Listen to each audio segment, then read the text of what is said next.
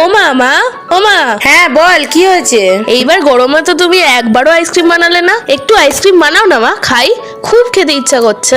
Ice cream খাবি? ঠিক আছে, বানিয়ে দিচ্ছি। প্রথমে দুধের প্যাকেটটা কেটে আমি জাল দিতে বসিয়ে দেবো, আর এদিকে একটা বাটির মধ্যে একটু দুধ আমি তুলে রাখবো, আর এদিকে দুধটাকে ভালো করে ফোটাতে হবে যতক্ষণ না মোটামুটি ঘন হচ্ছে। আর ফোটানোর সময় একটু এলাচ গুঁড়ো করে দিতে হবে। এলাচের কিন্তু খোসাটা দেবো না, দানাগুলোকে গুঁড়ো করে দিয়ে দেবো। তোমাদের ঘরে যদি ড্রাই ফ্রুট থাকে সেটাও গুঁড়ো করে দিয়ে দিতে পারো, আমার কাছে ছিল না তাই আমি দিইনি।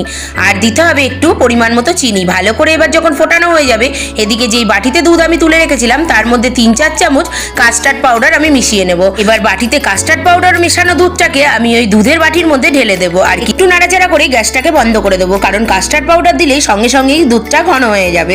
এবার যেই আইসক্রিমের পাত্রটা রেখেছিলাম তার দুধটাকে ঢেলে 4-5 ঘন্টা ফ্রিজে রেখে দিলেই রেডি আমাদের হোমমেড আইসক্রিম। দেখ তো বাবু, খেতে কেমন হয়েছে? আইসক্রিমটা দারুণ হয়েছে।